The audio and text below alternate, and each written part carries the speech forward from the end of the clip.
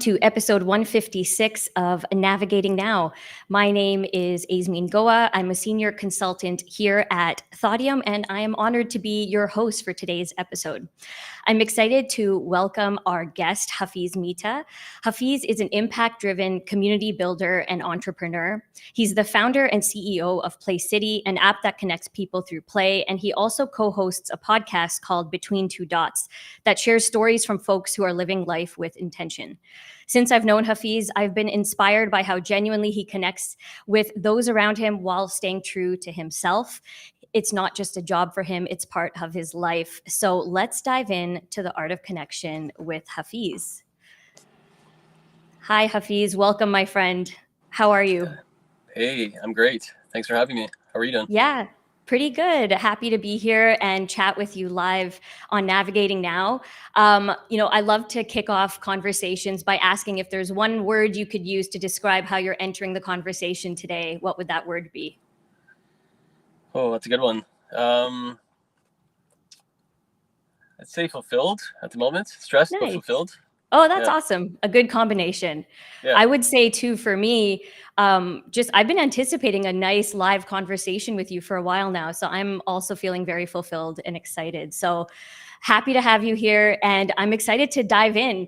For those who are tuning in live, we are chatting today with Hafiz about the art of connection. We'd love to unpack what the art of connection means to you, Hafiz, and how we can all harness a little bit more of connection in our day-to-day. So I love kicking off with a bit of an intro for those who are just getting to know you today through this conversation. Would love for you to share a little bit about your story, the work that you do, and how connection plays a role in your life. Sure. Where to begin? I feel like I'm connecting all the time, whether it's at the gym, at my parents' shop that I'm now working at, or on the app that you mentioned. My story really starts when I turned 30, I'd say. I think a lot of things before that time were me not really authentically connecting to myself, and hence not connecting really to others. It was very superficial, I'd say. But after I moved away to Southeast Asia, and I decided to start another company that was based on something of impact, namely connection, that's kind of where it all started to take hold. So I'll start you off when I created the PlayCity app. That was my last venture. I was traveling in Nepal, visiting a mutual friend, Nabil.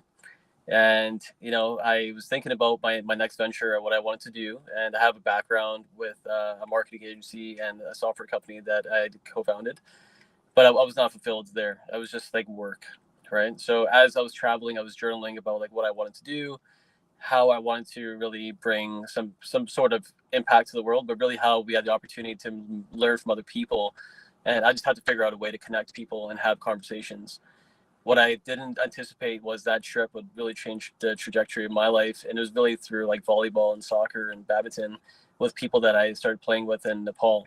I couldn't speak the language, but we did speak high fives and, smiles and, eye contact, things like that. So I remember journaling saying, how cool would it be to start something that would just connect people through play and, take it back to when we were kids, when we didn't have a ton of social media or, different things that were constantly validating ourselves or whatever, but just real, raw, authentic play. So I came back to Calgary and I started to kind of dream it out. I remember, wireframing the idea of PlayCity in a coffee shop and just starting to connect with people and asking people at tennis courts about, why they were playing by themselves, if they were playing on the wall and things like that. And namely, what I found was people really found it hard to meet people in today's world.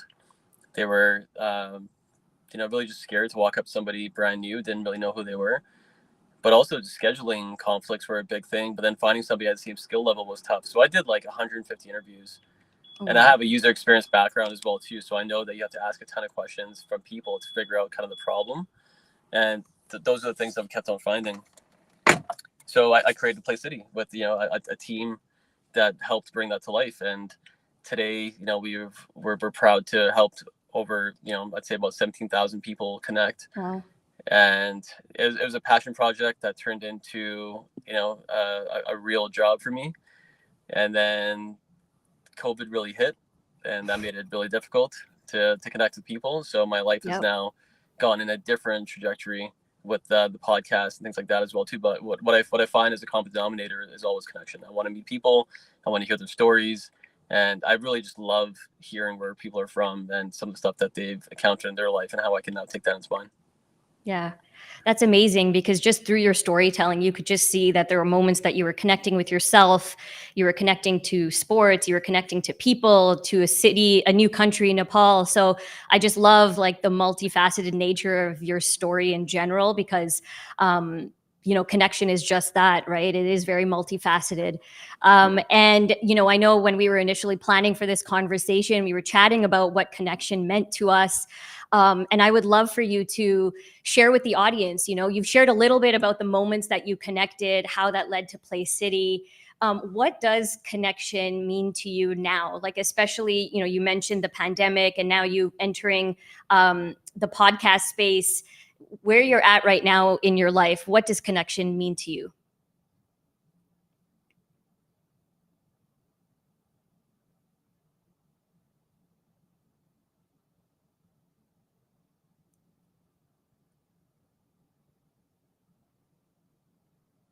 Oh, Hafiz, are you still there? Looks like we have him frozen, folks. I'll just give it a couple seconds here for him to rejoin.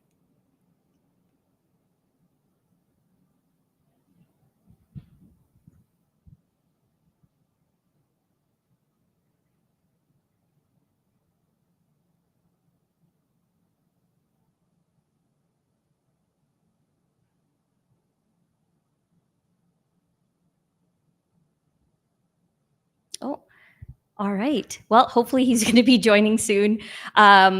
We will just give it a quick pause and give him a chance to join back into the chat.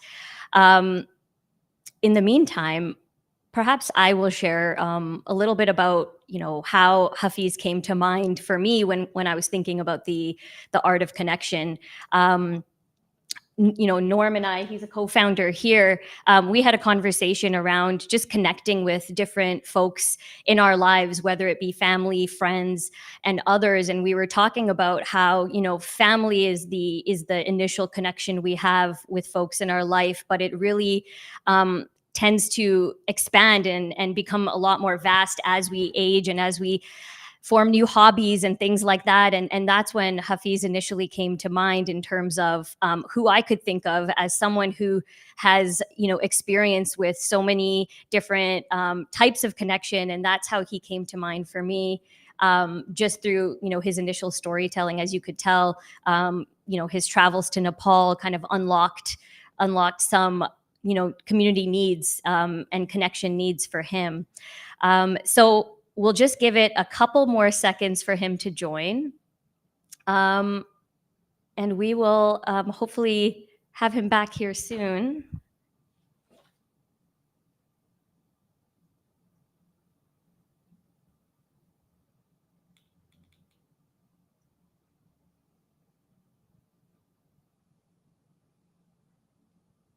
Thanks for your patience, all.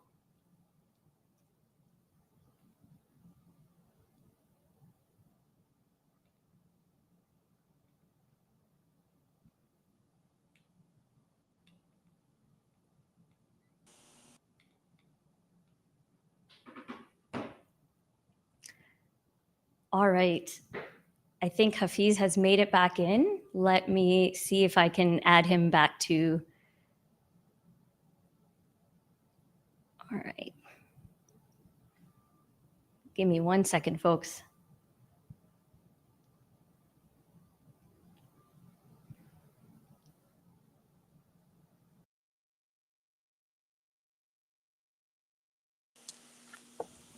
Hey, Hafiz, I see you're back. I'm so sorry about that. That's totally okay. I was sweating here trying to entertain folks. I was like, what do I know about connection? I invited the pro. No, my phone overheated in my car. That's totally okay. Happy to have you back. And I've learned something new. I'm learning a new system right now. So I'm glad I was able to add you back in here. So the last thing that we ended on was, what does connection mean to you, especially just where you're at with life, all the things you've experienced with PlayCity and now with the podcast. What does connection mean to you today? I think connection really means just leading with vulnerability, leading with authenticity, and interacting with someone with the intention of learning something, whether it's something about themselves or about you or whatever it looks like. But I don't think connection comes with some ulterior motive. It's just connecting because you want to. What I'm realizing is that you're not going to connect with everybody. And Yeah. watch what's going on in the background.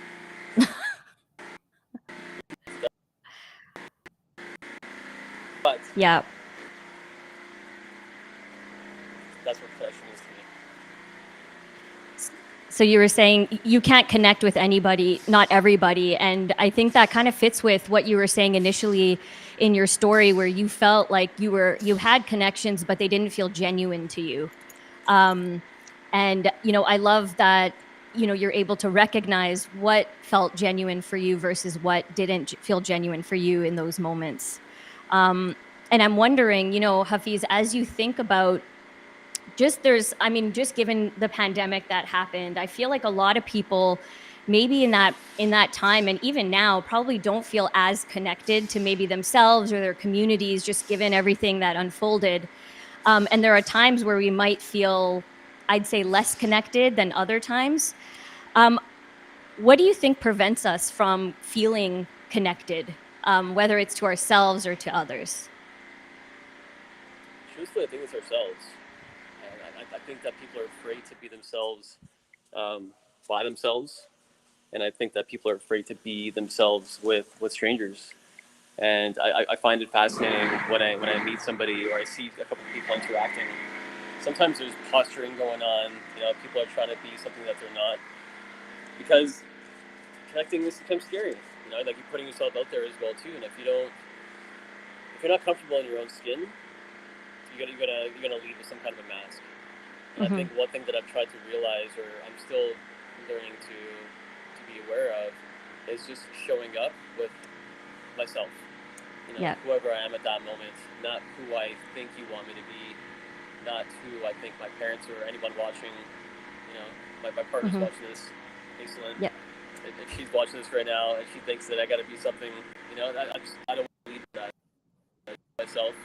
And I fully feel that if you can be yourself, you can interact with people from a genuine perspective, and a true connection can happen because it's just based on two humans connecting versus like anything but.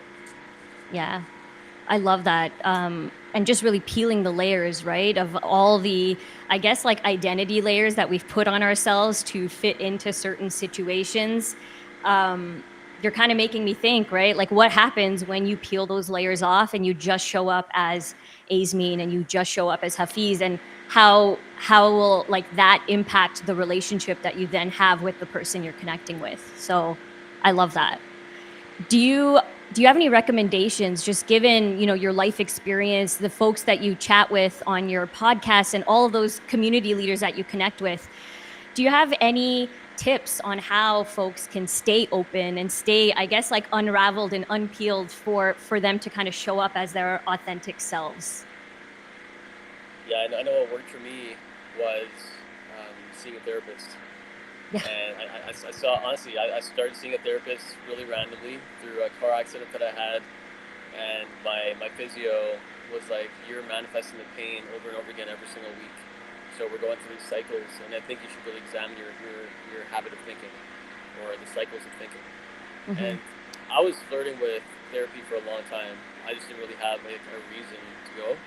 And once I found my physio saying, I'm not gonna treat you anymore until you go see a therapist, I was like, okay, I have to go. And I felt okay telling my parents, like, hey, I have to go to therapy, I have to go do this. But I swear, after like halfway through the first session, they're into my childhood, they're into like my patterns of thought. And the more I started digging into the reality of most days are 70 or 80,000 thoughts that are repetitions from the day before, I started to realize that the more that we can stay present, and the more we let go of what was or what we think is going to happen, you become a better version of yourself. And I think leading with that way, has helped me tremendously to show up and enjoy the moment versus, having these creeping thoughts of 16-year-old Hafiz, or what happened back then, or how am I going to introduce myself now, or what's going on. So I try to leave the past in the past, don't even try to think about the future, and just see what happens right now. My goal is to just be. That's literally the goal. Just So be. yeah, that's it. And a lot of that has come through meditation as well too. Like sitting there with your breath and just realizing like you have nothing but right now. Yeah. And that's really it. That's awesome. I have one last question for you, Hafiz. Wanted to just get your take on, there's a ton of, business leaders that you talk to on your podcast, Between Two Dots. What would you say to them in terms of, ensuring that human connection is at the forefront of their organizations, of their work? Are there any tips or any advice that you would give business leaders to help them kind of understand the importance of human connection as it relates to their organizations? Mm-hmm. Well, I think the companies that are thriving now understand that people are the DNA of the company. Yeah. It's not the vision and the mission, the values. Like that's all stuff that happens, right? But if you don't have good people, and people that are happy and thrilled to be working for an organization, you have nothing. What I found from business leaders that I know, and specifically people on the podcast, they find ways to meet the people that work with them, and that's through finding shared interests. And how they do that is having real conversations. So when they're having conversations, it's not about like, what did you do today, or talk about KPIs or this productivity or whatever. It's like, what are you into? I love playing tennis, and start talking about that and leading with that. Or what did you do this weekend? And being not afraid to talk about your quirks with whatever you're into, and finding opportunities to connect that way. But I feel like the people that we interview are really good listeners as well too. So they'll ask good questions with the intention of connecting with that person, because they know when they have a deeper connection. I know I talked about no ulterior motives, but the people that we've talked to that I'm inspired by are just really good humans. So when you ask good questions and you're genuinely interested in somebody else, they're going to feel like, okay, I'm seen. I think people want to feel seen and people want to feel heard. And a leader, it's your job to make people feel like they're important. And That's awesome. Simply doing that is just connecting with somebody genuinely. That's awesome. And see them as like this. It seems like what you're saying is seeing them as this whole person versus just an employee at the job. So I love that. Hafiz, I want to thank you so much for your time today. I know there were a couple technical difficulties, so I appreciate your patience as well as the patience of those on the line. Everybody tuning in, thank you so much for tuning in to The Art of Connection. You can find us, this episode, as well as all of our other episodes, on Thoughtium.com/live. I hope you all have a great rest of your day. Thanks again, Hafiz. Take care. Thank you so much.